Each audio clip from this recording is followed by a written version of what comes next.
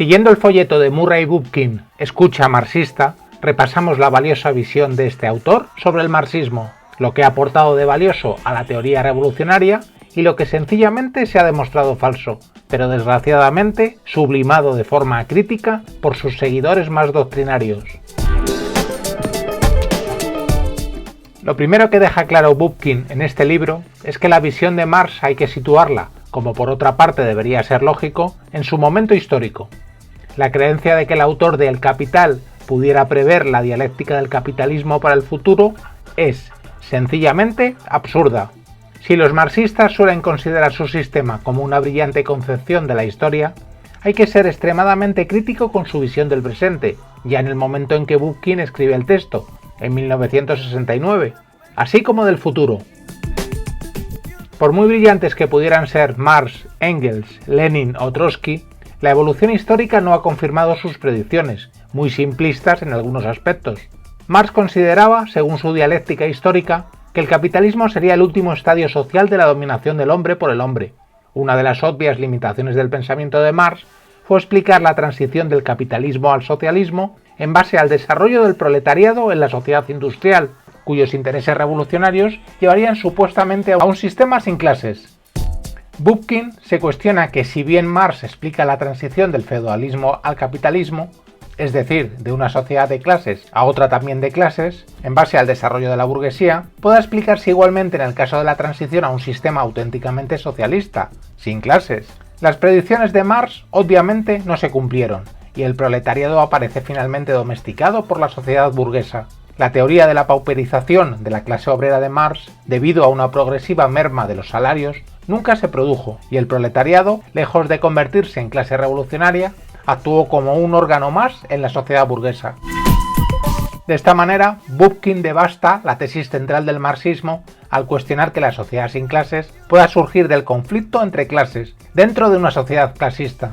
Es más, la propia lucha de clases acaba estabilizando la sociedad capitalista al corregir ciertos abusos, los bajos salarios, las horas de trabajo, la inflación. Como hemos visto en las últimas décadas, los sindicatos son en el capitalismo simples contrapartidas de los monopolios industriales, siendo una pieza más del sistema económico y del Estado. Las organizaciones sindicales, así, sirven al sistema y favorecen su perpetuación. Bookchin no escatima palabras contra los doctrinarios marxistas por su mistificación revolucionaria de la lucha de clases y su idealización de la clase obrera. La alternativa, considerando que el trabajador no es menos burgués que otras clases en la sociedad capitalista, es precisamente despojarse de su condición de obrero para adoptar una conciencia desclasada. El clasismo es lo que liga al obrero con un sistema de dominación, por lo que es necesario despojarse de todo lo que alaban los marxistas: la ética del trabajo, la disciplina industrial, el respeto por la jerarquía, sumisión a los líderes, consumismo, puritanismo. Resulta entonces prometedora la aparición de jóvenes trabajadores de estética rebelde, actitud provocadora, deseo de más tiempo libre en lugar de mayor salario y permanentemente insubordinados. Escucha marxista fue escrito un año después, de mayo del 68. La nueva clase revolucionaria no precede a la sociedad sin clases, sino que surge de circunstancias nuevas. Estos nuevos revolucionarios, enfrentados a toda forma de dominación y domesticamiento, improvisan nuevas formas de liberación. Bookchin, como anarquista, considera que el nuevo agente revolucionario puede surgir de la mayoría de la sociedad, capaz de diluir las clases tradicionales y de fundar una gran fuerza revolucionaria. La gran baza serían los jóvenes, miembros de una generación en los años 60 que no habrían conocido las crisis periódicas del capitalismo. Se trata de una mirada al futuro, de lo que podemos aprender hoy bien entrado el siglo XXI, dejar atrás las contradicciones del pasado, la mediocridad de una vida basada en el consumismo y la alienación, para encontrar nuevas expresiones revolucionarias, camino de una sociedad sin clases, sin dominación y plenamente liberadora. Bookchin arremetía contra el marxismo, pero había que ser igualmente críticos con toda creencia rígida y doctrinaria. En cuanto al partido, igualmente sublimado por los marxistas, nunca es el artífice de las revoluciones sociales, ya que éstas ocurren como resultado de fuerzas históricas y hondamente asentadas, así como por contradicciones que acaban movilizando a grandes sectores de la población. La transformación revolucionaria viene a ser producto de una tensión entre lo real y lo posible, entre lo que es y lo que podría ser. Una de las características más notables de las revoluciones es lo espontáneo de sus comienzos. El glorioso partido, si es que existe, se limita en un principio a ir a remolque de los acontecimientos. Volvamos a mayo del 68. No se recuerda lo suficiente que existía al menos una docena de organizaciones bolcheviques, de características fuertemente centralizadas, que utilizaron técnicas manipuladoras vergonzantes durante la asamblea estudiantil de la Sorbona. Todas estas fuerzas marxistas parecían dispuestas para destruir la asamblea estudiantil si con ello aumentaban su influencia y número de afiliados. Bootkin recuerda que, al margen de sus organizaciones autoritarias, las revoluciones y alzamientos tienden a crear sus propias modalidades de autogobierno revolucionario. El partido, por muy transformador que se presente, tiende primero a inhibir y a desacelerar el rumbo revolucionario, ya que su estructura jerárquica no es más que un reflejo de la misma sociedad que se quiere combatir. Una de las enseñanzas de aquel mayo de París es que es necesaria una organización que difunda todo tipo de ideas que fomenten el autogobierno.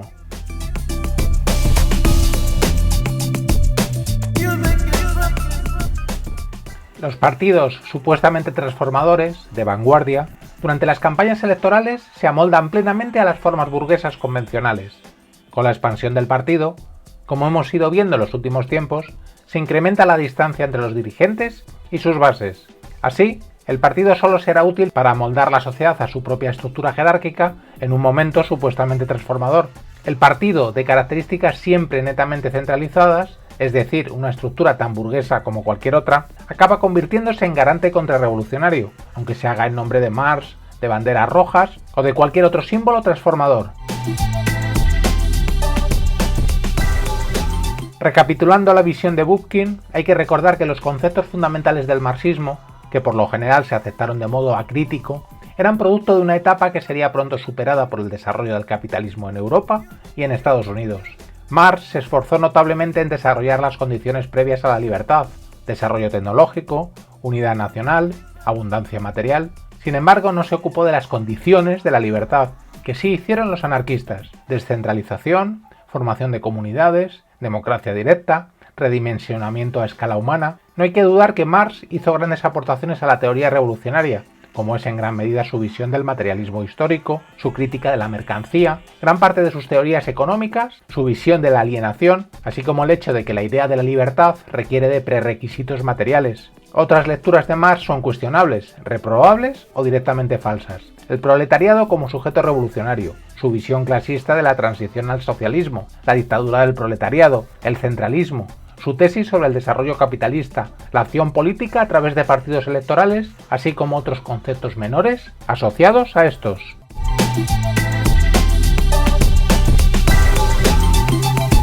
Por el contrario, el anarquismo, lejos de ser un cuerpo doctrinal cohesionado, una ideología, ni mucho menos una teoría científica, es más bien producto del deseo de las personas para combatir la opresión en cualquiera de sus formas. Bootkin, con los primeros anarquistas, consideraba que una sociedad que no podía garantizar lo material terminaba generando en su seno una tendencia a la restauración del privilegio.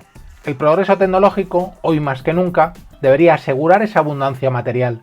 Aquellos anarquistas de primera generación, como Bakunin o Kropotkin, ya criticaron a Marx sus rígidas visiones.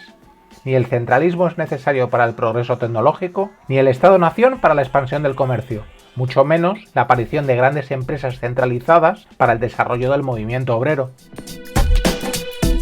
De esa manera, los anarquistas supieron ver que la tesis centralista reforzaría al Estado y a la burguesía de tal modo que el capitalismo no desaparecería. Los anarquistas no estaban ni mucho menos en contra de la industrialización. Lo que estaban es profundamente preocupados porque el desarrollo industrial no aplastara el impulso revolucionario de la gente.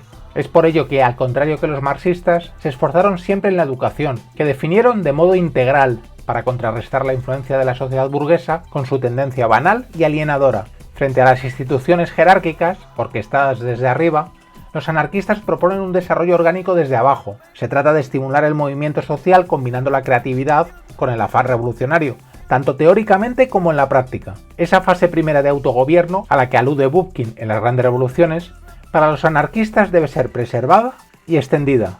En la actualidad, con los grandes avances tecnológicos que existen, es tal vez más posible que nunca.